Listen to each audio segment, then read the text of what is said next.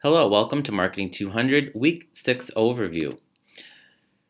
This week we'll dive into Chapter 6, International Competition, or the competitive variable in international marketing, and a general reminder again that none of the variables we discuss throughout the course are within your control, but they do need to all be addressed in any marketing campaign as they impact your 4Ps, your product, price, place, and promotion, and your ability to reach your target market more effectively.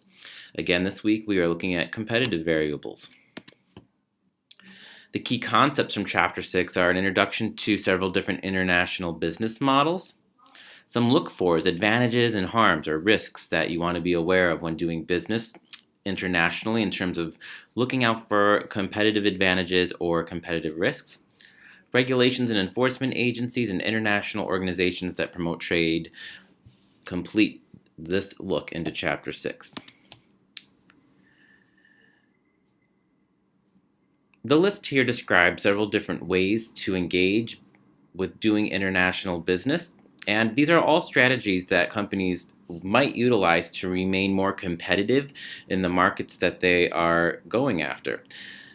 Foreign direct investment is when a company, an American company, sets up business either through producing or distribution within the country that they're doing business, or they may even set up business inside of another country in terms of producing their goods more cheaply, even though they have no intention in marketing that good in that area.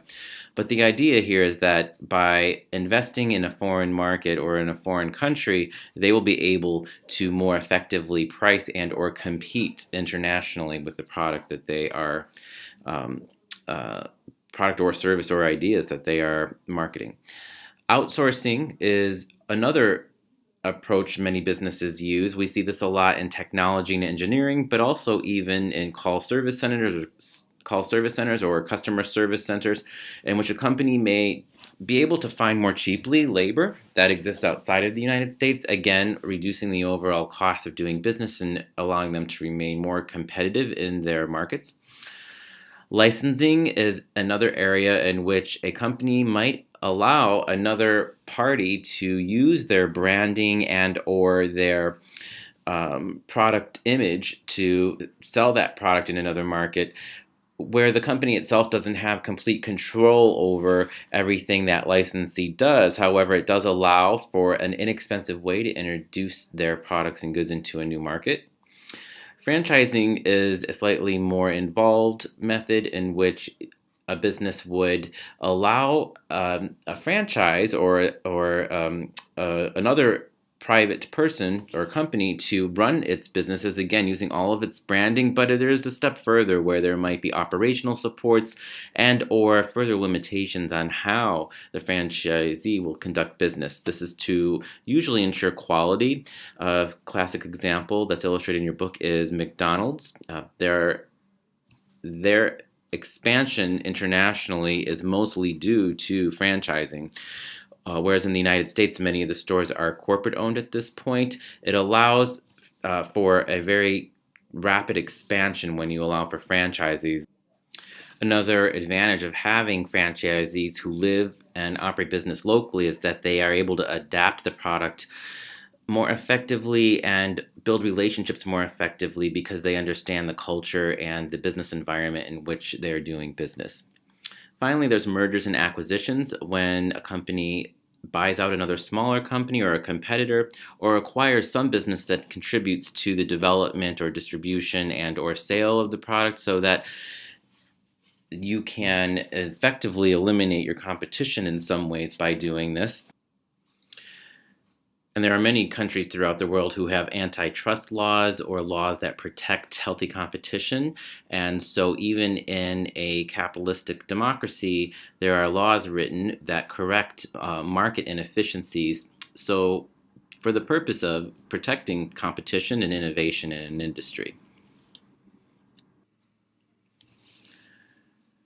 When doing business internationally, there are many competitive advantages you would like to look for, and there are risks that you need to look out for. So the question here is, are you or your competition able to leverage these advantages and minimize your risks to gain a competitive advantage? If you see a market in which you would be the first mover into it, meaning no one else is selling or occupying this market. So you have it wide open for you to develop that market, create the relationships all the way up and down the production, distribution, customer service, interaction, advertising, all of those relationships. Although it costs a lot of money to establish this, it will allow you to maintain the relationships you created in such a way that it makes it very difficult for competition to move in and to eat away at your market share.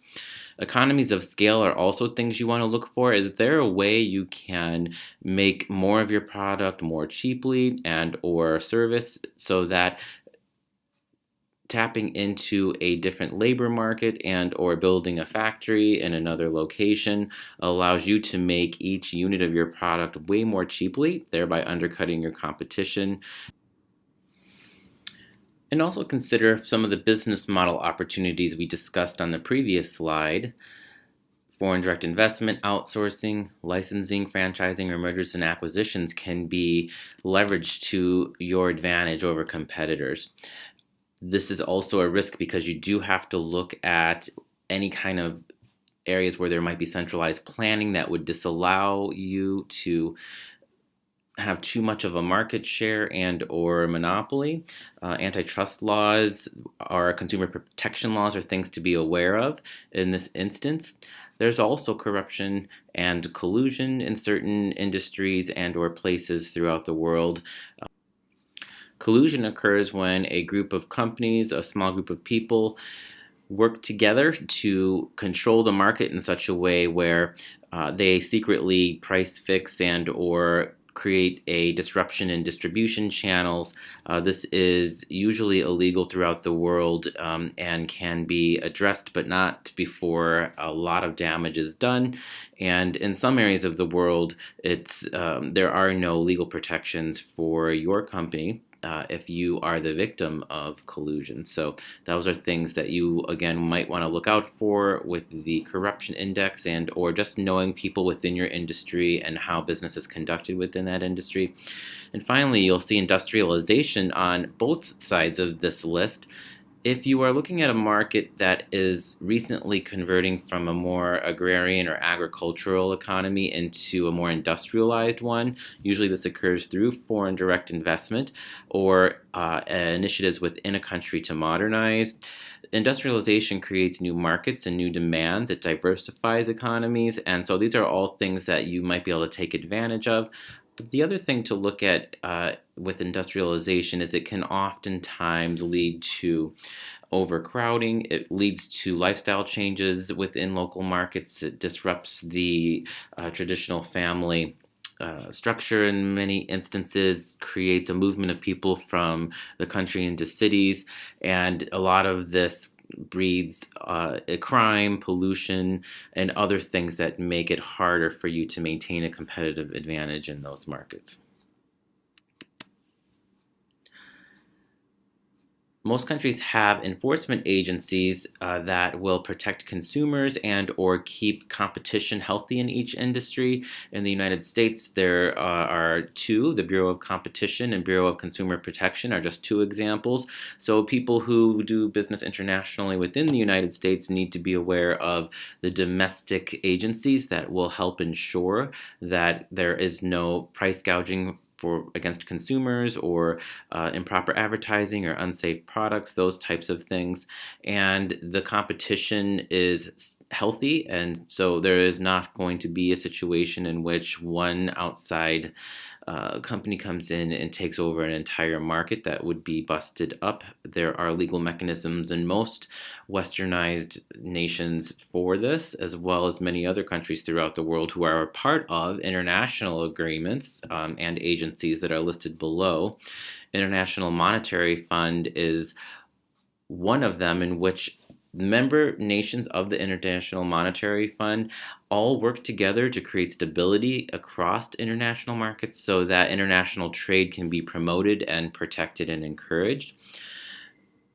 A member nation of the International Monetary Fund, though, they do have to be a member and to maintain membership, have a certain level of financial and political stability that is existing within their own country's borders. One example illustrated in your book is the country of Greece when they had a situation in which their economy was contracting due to an um, overspending by the government that was not able to be sustained through private industry.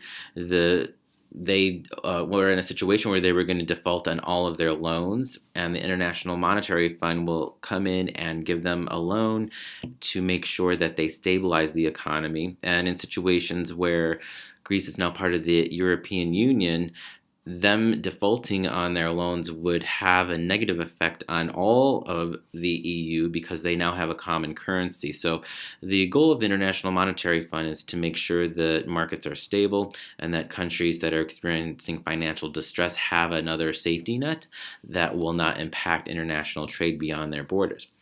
The World Bank, connected to the United Nations, is another organization, and their goal is really to eradicate poverty. What we see in the world now is oftentimes not very nice in terms of the level of poverty that exists, but truth be told, since the World Bank and the United Nations has existed, extreme poverty throughout the world has been greatly diminished, and we are looking toward a day where we may be able to eliminate extreme poverty. And ways of doing this are to go in and create basic infrastructure within local economies that allow people to engage in international commerce and or create industries within their own borders that would provide the basic necessities to people at a cost that's manageable. The OECD is another international organization. Its roots really start after World War II, where the United States had entered an agreement called the Marshall Plan to help rebuild Western European countries that were decimated after World War II. There are currently 36 member nations to the OECD, and they all work together, if you're a member nation, to help each other understand the policies of international trade within each country and to smooth any misunderstandings or even align policies to allow, even if it's not a free trade agreement, allow for a more smooth understanding of the international trade environment between its member nations. Most countries also have some sort of domestic agency that encourages or supports international trade. The United States has several. Three examples in the book that are the big ones are the Department of Commerce, the International Trade Association, and the Overseas Private Investment Corporation. And these organizations all, in different ways, help educate businesses and people who want to do business internationally to know what is the business environment, what are the legal regulations, different types of marketing plans and business supports are available. And all of these organizations have websites with tools that are readily accessible and help companies do research and or create plans that will help them have a deeper understanding of the markets they're doing business in throughout the world. Again, there's a reminder that each chapter ends with a list of several questions that you might want to consider when creating a marketing plan. Your strategies, objectives, and even the tactics you use can be determined by researching answers to all of these questions. Again, you don't have to answer all the questions. The idea is to get an idea of the patterns, the strengths, weaknesses, opportunities, and threats that would affect your ability to reach your target market. Remember that I'm here for you, so please don't hesitate to reach out to me via Canvas at any time. Thank you.